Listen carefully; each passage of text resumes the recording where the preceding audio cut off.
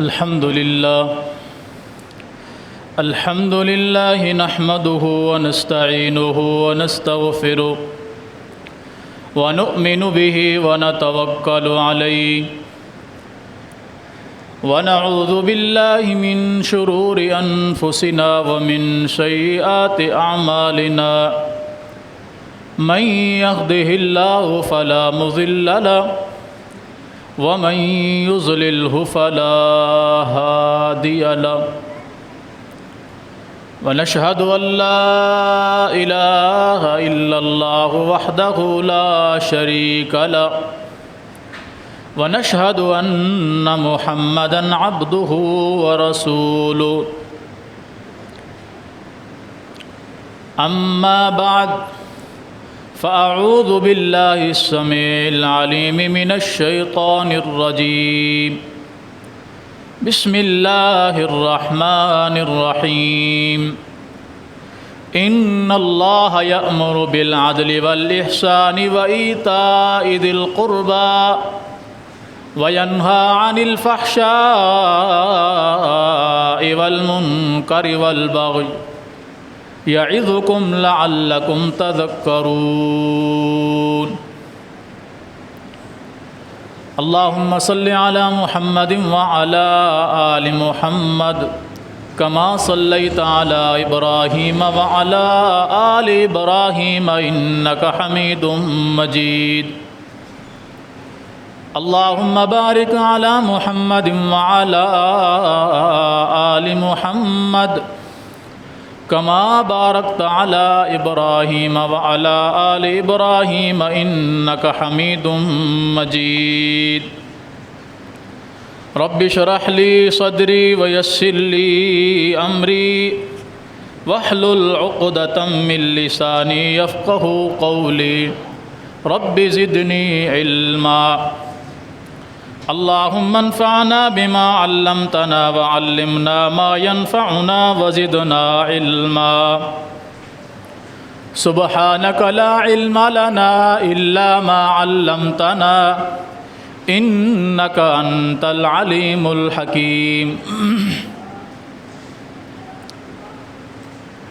ہر قسم کی حمد و ثنا اللہ جل جلالہ کے لیے، بے شمار بے حد و حساب درود و سلام ہوں امام الانبیاء ہادی رہبر و رہنما جناب محمد الرسول اللہ صلی اللہ علیہ وآلہ وصحبہ وسلم کی ذات گرامی پر۔ اللہ رب العالمین نے اس کائنات کو پیدا فرمایا، اس کا نظام اسی کے حکم کے مطابق چلے گا، اور انسانوں کو بھی یہی حکم ہے کہ تم اللہ کے فیصلے کے مطابق اپنی زندگی گزارو، اپنی منمانی نہ کرو، اللہ اور اس کے رسول کی مخالفت نہ کرو۔ فَلْيَحْذَرِ الَّذِينَ يُخَالِفُونَ عَنْ أَمْرِهِ أَن تُصِيبَهُمْ فِتْنَةٌ أَوْ يُصِيبَهُمْ عَذَابٌ أَلِيمٌ۔ اللہ تعالیٰ قرآن کریم میں فرماتا ہے ان لوگوں کو اللہ سے ڈرنا چاہیے جو لوگ اس کے حکم کی نافرمانی کرتے ہیں، ان تصیبہم فتنہ، کہیں ایسا نہ ہو کہ انہیں کوئی مصیبت گھیر لے، او یصیبہم عذاب علیم، یا کہیں وہ دردناک عذاب کا شکار نہ ہو جائیں۔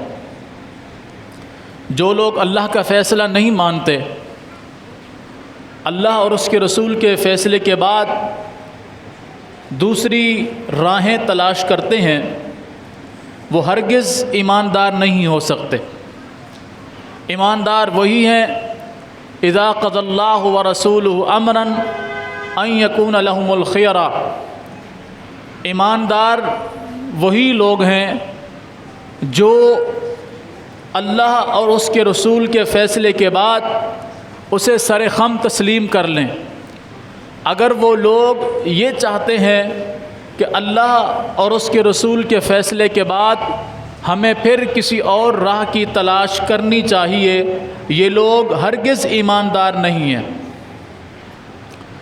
سورہ احزاب میں اللہ نے فرمایا کہ وہ لوگ مومن نہیں ہو سکتے کہ جب ان کے لیے اللہ کا فیصلہ آ جائے یا اس کے رسول صلی اللہ علیہ وسلم کا فیصلہ آ جائے اور اس کے بعد وہ لوگ اپنے لیے کوئی راستہ تلاش کریں، اس فیصلے سے بچنے کے لیے کوئی راستہ تلاش کریں، یہ لوگ مومن نہیں ہو سکتے، یہ لوگ ایماندار نہیں ہو سکتے، یہ لوگ مسلمان نہیں ہو سکتے۔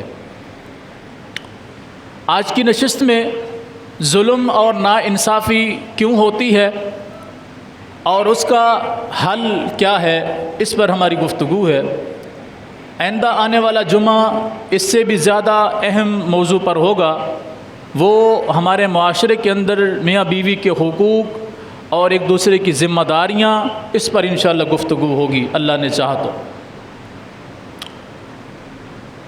جب اللہ کی زمین پر اللہ کے فیصلے کو نافذ نہ کیا جائے تو ظلم و ستم وجود میں آتا ہے۔ جب اللہ کی زمین پر اللہ کا حکم نہ مانا جائے، اس کے حکم کے مطابق فیصلہ نہ کیا جائے تو ظلم وجود میں آتا ہے۔ اور جب قوانین تبدیل کر دیے جائیں، غریب کے لیے قانون کچھ اور ہو، امیر کے لیے قانون کچھ اور ہو، اس وقت بھی اللہ کی زمین پر ظلم اور فساد برپا ہوتا ہے۔ صحیح بخاری میں ایک بڑا مشہور واقعہ ہے۔ فتح مکہ کے بعد بنو مخزوم قبیلے کی ایک عورت نے چوری کر لی۔ اب ایک معزز قبیلہ تھا، اس معاشرے میں اس کی بڑی شان و شوکت تھی، قریش کا قبیلہ ہے۔ اب اگر اس عورت کا ہاتھ کاٹا جاتا ہے شرعی طور پر تو یہ اس قبیلے کی بے عزتی تھی۔ چنانچہ اس معاملے کو بڑی اہمیت دی گئی کہ کسی طریقے سے اس عورت کا ہاتھ کٹنے سے بچ جائے، کوئی دیت دے دی جائے، کوئی اس کا بدلہ دے دیا جائے، بس کسی طریقے سے اس کا ہاتھ نہ کاٹا جائے۔ لیکن چونکہ فیصلہ محمد الرسول اللہ صلی اللہ علیہ وسلم نے کرنا ہے تو اب کسی میں یہ ہمت نہیں ہو رہی کہ محمد الرسول اللہ صلی اللہ علیہ وسلم سے بات کر کے اس فیصلے کو تبدیل کیا جا سکے، کوئی نرمی اس فیصلے کے اندر لائی جا سکے۔ اب انہوں نے بندہ تلاش کیا کہ کوئی ایسا بندہ تلاش کریں جس سے رسول اللہ صلی اللہ علیہ وسلم بڑی محبت کرتے ہوں، جو حضور کا لاڈلا ہو، وہ اگر حضور سے بات کرے گا تو ممکن ہے اس عورت کا ہاتھ کٹنے سے بچ جائے۔ چنانچہ انہوں نے تلاش کیا سیدنا اسامہ بن زید رضی اللہ تعالیٰ عنہ، جو زید بن حارثہ کے بیٹے ہیں اور زید رسول اللہ صلی اللہ علیہ وسلم کے منہ بولا بیٹے ہیں۔ اسامہ بن زید کو انہوں نے تلاش کیا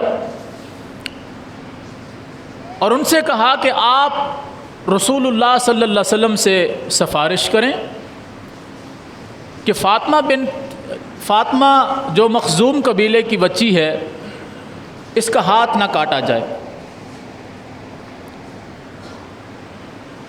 نبی علیہ الصلاۃ والسلام اپنے خیمے میں تشریف فرماتے، گھر میں تشریف فرماتے، سیدنا اسامہ بن زید رسول اللہ صلی اللہ علیہ وسلم کے پاس آئے اور آ کر یہ سفارش کی کہ بنو مخزوم قبیلے کی عورت نے جو چوری کی ہے، اب وہ ایک معزز قبیلہ ہے، اگر اس بچی کا، اس عورت کا ہاتھ کاٹ دیا گیا تو یہ قبیلے کے لیے بڑی بدنامی کا سبب بنے گی، تو قبیلے والے چاہتے ہیں کہ اس میں نرمی کی جائے.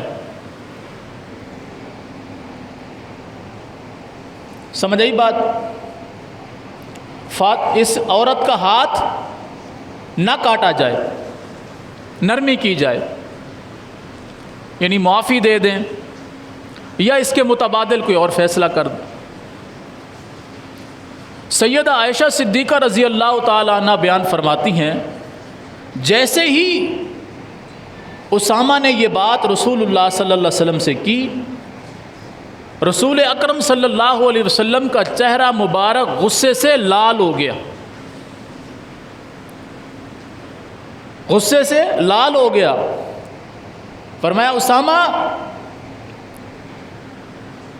کیا تم یہ چاہتے ہو کہ میں اللہ کی حدود کو تبدیل کر دوں، میں اللہ کے فیصلے کو بدل ڈالوں؟ سنو، تم سے پہلی جو قومیں ہلاک ہوئی ہیں، تباہ و برباد ہوئی ہیں، جو گمراہ ہوئی ہیں، ان میں ایک سب سے بڑا سبب یہی تھا کہ جب ان کا کوئی امیر آدمی جرم کرتا اسے معاف کر دیا جاتا، اور جب کوئی غریب آدمی جرم کرتا تو اسے سزا دی جاتی. یہ پہلی قوموں کی تباہی کی ایک علامت ہے. بہت سارے اسباب ہیں پچھلی قوموں کی تباہی اور بربادی کے، لیکن ان میں سے ایک بڑا سبب یہی ہے کہ جب ان میں کوئی امیر آدمی جرم کر لیتا تو اس کے لیے قانون اور ہوتا، اور جب کوئی غریب آدمی جرم کرتا تو اس کے لیے قانون کچھ اور ہوتا. چنانچہ نبی علیہ الصلوۃ والسلام نے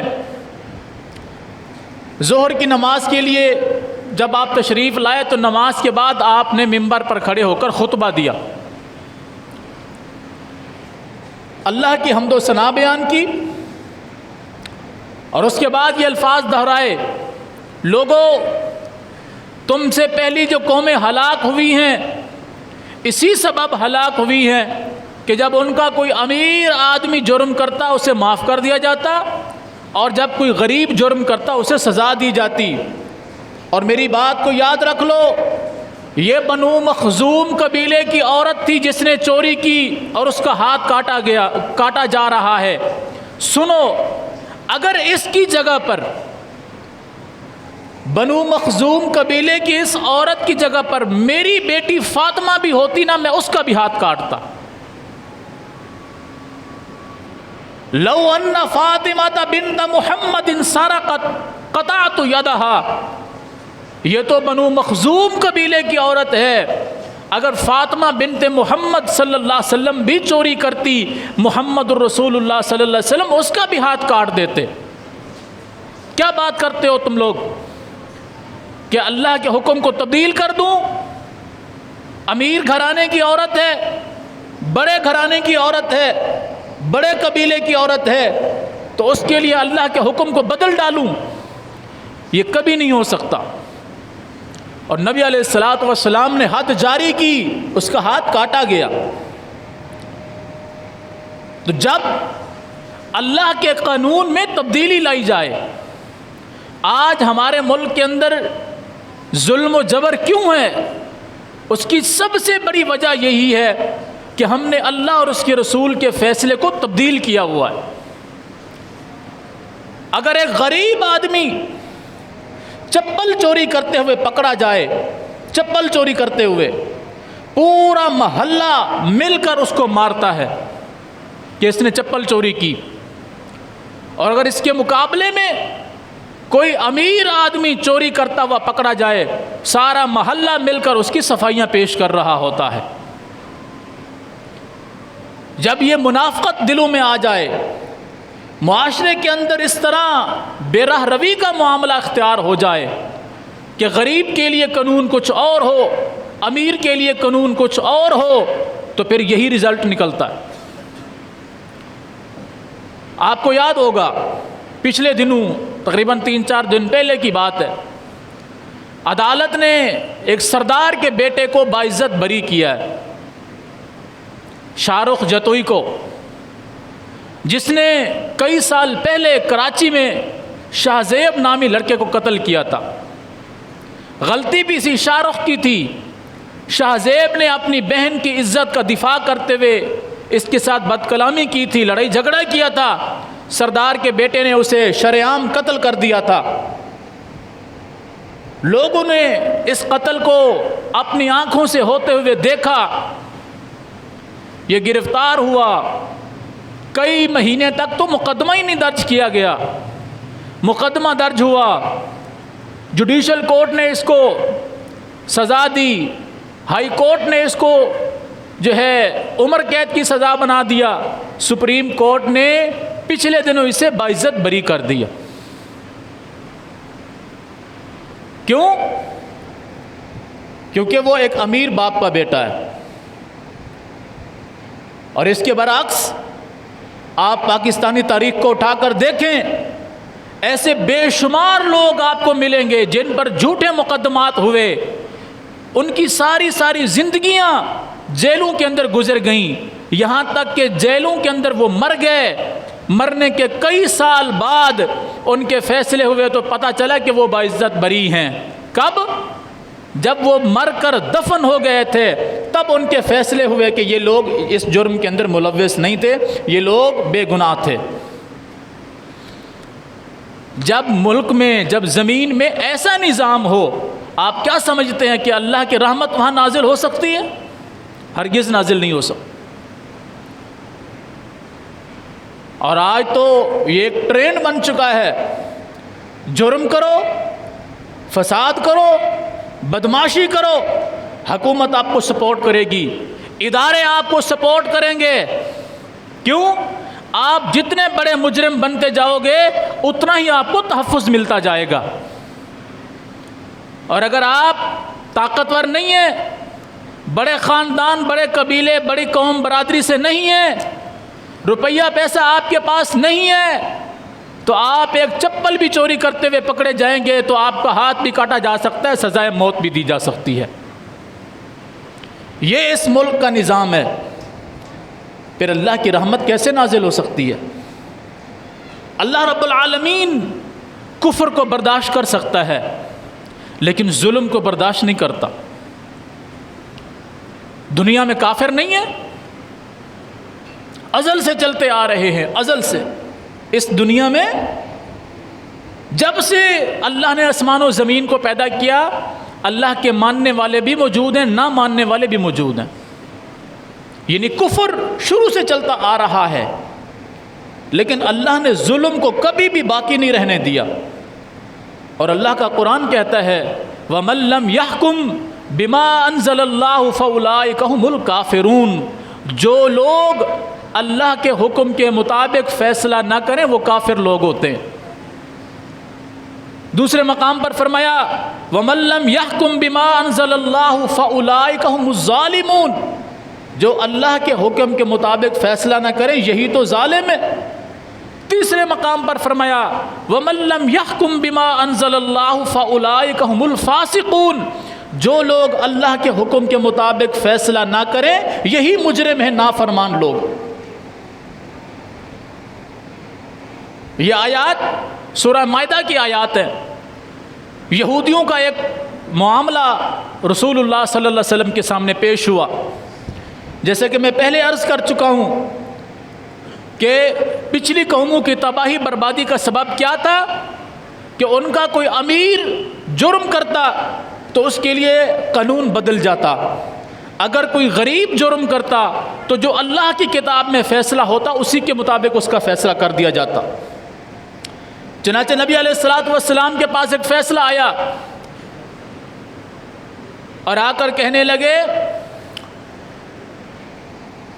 آپ کی شریعت میں بدکاری کرنے والوں کی کیا سزا ہے؟ نبی علیہ الصلوۃ والسلام نے فرمایا کہ اگر بدکاری کرنے والے غیر شادی شدہ ہوں گے تو انہیں کوڑے مارے جائیں گے، اور اگر کوئی شادی شدہ ہوگا تو اسے رجم کیا جائے گا. آپ نے فرمایا کہ تمہاری کتابوں میں کیا فیصلہ ہے؟ تمہاری کتابوں میں، تم اہل کتاب ہو، تمہاری کتاب میں کیا فیصلہ ہے؟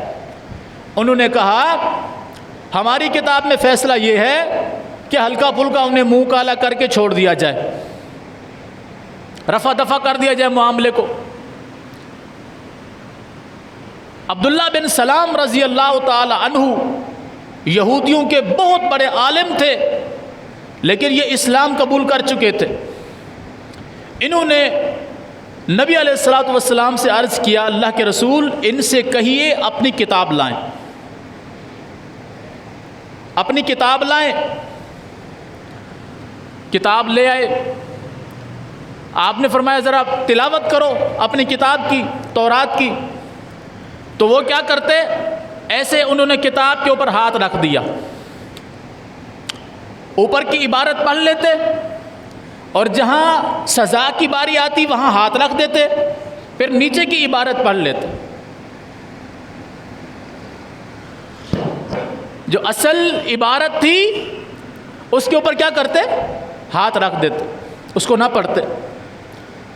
عبداللہ بن سلام کہنے لگے، اللہ کے رسول ان سے کہیے جہاں ہاتھ رکھا ہوا ہے اس جگہ کو پڑھو، وہاں وہی فیصلہ تھا جو اللہ کے قرآن میں فیصلہ ہے۔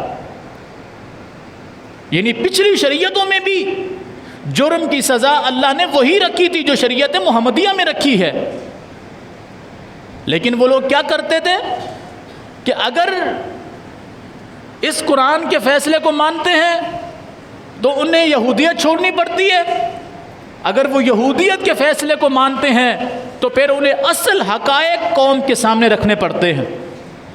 تو وہ اس لیے کیا کرتے، فَوَيْلٌ لِّلَّذِينَ يَكْتُبُونَ الْكِتَابَ بِأَيْدِيهِمْ ثُمَّ يَقُولُونَ هَذَا مِنْ عِنْدِ اللَّهِ لِيَشْتَرُوا بِهِ ثَمَنًا قَلِيلًا، کہ یہ لوگ جو یہودیوں کے بڑے بڑے عالم تھے، انہوں نے قوانین کے اندر ترمیم کی۔ آج ہمارے ملک میں جو بھی نئی حکومت آتی ہے اس کی سب سے پہلی بغیرتی یہی ہوتی ہے کہ وہ قانون میں کیسے تبدیلی کر سکتی ہے، وہ کیسے شریعت کی دھجیاں اڑا سکتی ہے، وہ کیسے اللہ اور اس کے رسول کے خلاف فیصلہ کر سکتی ہے۔ سب سے پہلا کارنامہ وہ اپنے باپ دادوں کو خوش کرنے کے لیے، یہود و نصارہ کو خوش کرنے کے لیے سب سے پہلا فیصلہ یہی کرتے ہیں کہ کس طرح اسلامی قوانین کو تبدیل کیا جا سکے۔ یہی کام یہودیوں نے کیا۔ جو یہودیوں کے بڑے بڑے عالم تھے انہوں نے کتابوں کے اندر تحریف کرنا شروع کر دی، اللہ نے ان کی یہ بدبختی قرآن کے اندر نقل کر دی۔ فَوَيْلٌ لِّلَّذِينَ يَكْتُبُونَ الْكِتَابَ بِأَيْدِيهِمْ، ان لوگوں کے لیے تباہی اور بربادی ہے جنہوں نے اللہ کے فیصلے کو چھوڑ کر اپنے ہاتھوں سے فیصلے لکھے۔ تورات میں جو اللہ کا فیصلہ تھا اسے تبدیل کر کے اپنے ہاتھوں سے فیصلے لکھے۔ جیسے میں پہلے عرض کر چکا ہوں کہ امیروں کے لیے فیصلہ کچھ اور ہے، غریبوں کے لیے فیصلہ کچھ اور ہے۔ پھر وہ کہتے یہ دیکھو ہم نے یہ جو فیصلہ لکھا ہے نا، یہ فیصلہ ہمارا نہیں ہے، اللہ کا کیا ہوا فیصلہ ہے۔ ثم یقولون ھذا من عند اللہ، وہ اپنے ہاتھوں سے لکھے ہوئے فیصلے کو یہ کہہ کر لوگوں کے سامنے پیش کرتے، ھذا من عند اللہ، یہ فیصلہ اللہ کی طرف سے آیا ہے۔ یعنی اللہ کی طرف سے یہ فیصلہ ہے کہ امیروں کے لیے اگر جرم ہو تو اس کی سزا یہ ہوگی، غریب جرم کرے تو اس کی سزا یہ ہوگی۔ یہ فیصلہ ہمارا نہیں ہے، اللہ کا فیصلہ ہے۔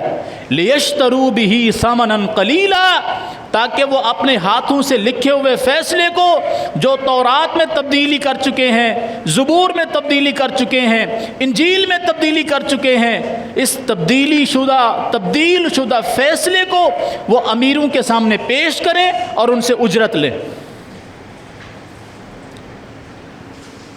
آج ہمارے نام نہاد مولوی جو ترامیم شریعت میں تبدیل کر کے حکومت کے سامنے پیش کرتے ہیں نا کہ جی اگر جرم ایسا ہو جائے تو ایسا ہو سکتا ہے، ان میں اور ان میں کوئی فرق نہیں ہے، ورنہ کسی کی کیا جرت ہے کہ وہ اللہ اور اس کے رسول کے فیصلے کو تبدیل کر سکے۔ مجھے بتائیں، ایک آدمی جس نے ساری زندگی اسکول اور کالج میں گزاری ہے، اسے کیا معلوم کہ اللہ کا قرآن کیا ہے، محمد رسول اللہ صلی اللہ علیہ وسلم کا فرمان کیا ہے؟ یہ اسی بندے کو پتہ ہوگا جس نے اللہ کا قرآن پڑھا ہوگا، محمد رسول اللہ کا فرمان پڑھا ہوگا صلی اللہ علیہ وسلم۔ پھر وہ چند ٹکوں کی خاطر اپنی پگڑیاں بھی اچھال دے گا، اپنے آپ کو بیچ بھی دے گا اور ان فیصلوں میں تبدیلی بھی کر دے گا۔ آج آپ کو سود کا نظام دیکھ لیں، اس سود کے نظام کو ہیلے بہانے سے حلال کرنے والے کون طبقہ ہے؟ علماء کا طبقہ ہے۔ بدکاری کے، زنا کے سزاؤں کے اندر ترمیم کر کے نرمی پیدا کرنے والا طبقہ کون سا ہے؟ علماء کا طبقہ ہے۔ چوری اور ڈکیتی، قتل و غارت کے معاملات میں نرمی پیدا کرنے والا طبقہ کون سا ہے؟ علماء کا طبقہ ہے۔ تبھی جا کر ان بدبختوں کو جرأت ہوئی جنہوں نے اللہ اور اس کے رسول کے فیصلوں کو تبدیل کر کے اپنے آرٹیکل پیش کیے۔ آج آپ کے ملک میں کتنی ترمیمیں ہو چکی ہیں، کوئی ایک ترمیم، کوئی ایک قانون ایسا دکھا دیجئے جس کی شق اللہ کے قرآن اور محمد الرسول اللہ صلی اللہ علیہ وسلم کے فرمان کے مطابق ہو۔ آپ نہیں دکھا سکتے۔ امیر چوری کرے، وہ پورے ملک کو لوٹ کے کھا جائے، ساری دنیا مل کے اس کو تحفظ دیتی ہے، اور ہم سب مل کر اس کی چمچہ گیری کرتے ہیں، اس کے جوتے چاٹنے والے ہوتے ہیں۔ اور اگر غریب مسجد سے چپل چوری کرتا ہوا پکڑا جائے نا، پورا محلہ مل کے اس کی ایسی درگت بناتا ہے کہ وہ بیچارہ محلے میں رہنے کے قابل ہی نہیں ہوتا۔ یہ قانون کس نے تبدیل کیے؟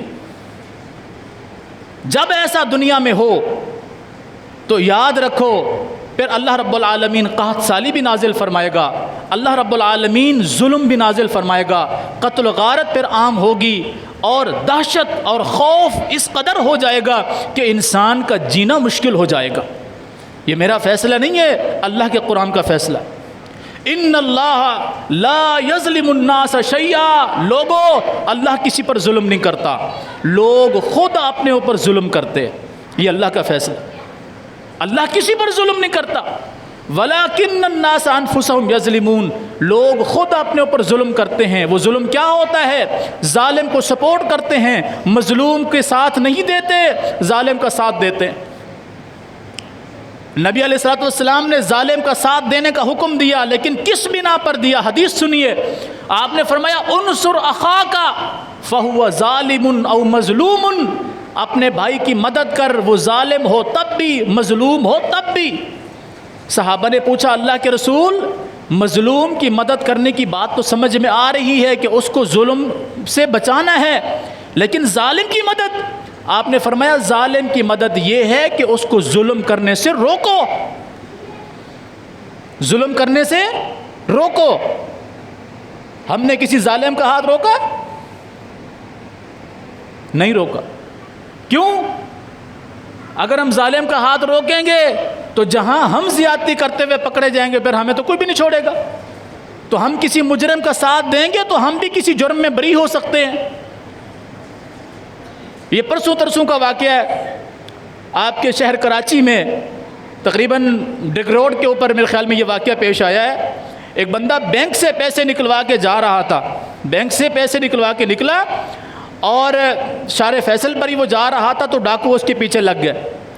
وہ جان بچاتے ہوئے موٹر سائیکل کو اس نے سپیڈ دی، پھسل گیا، کوئی چیز اس کے اوپر سے گزری، وہ فوت ہو گیا۔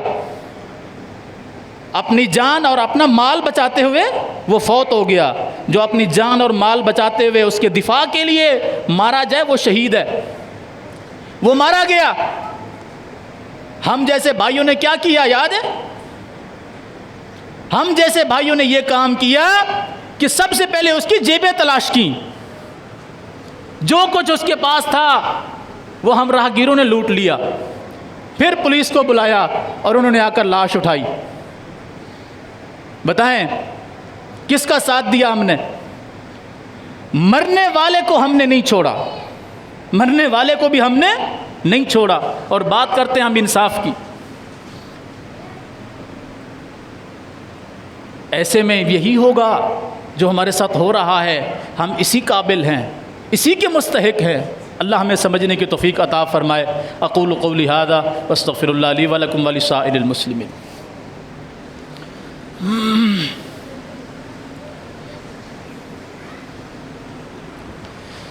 الحمد للہ نحمدہ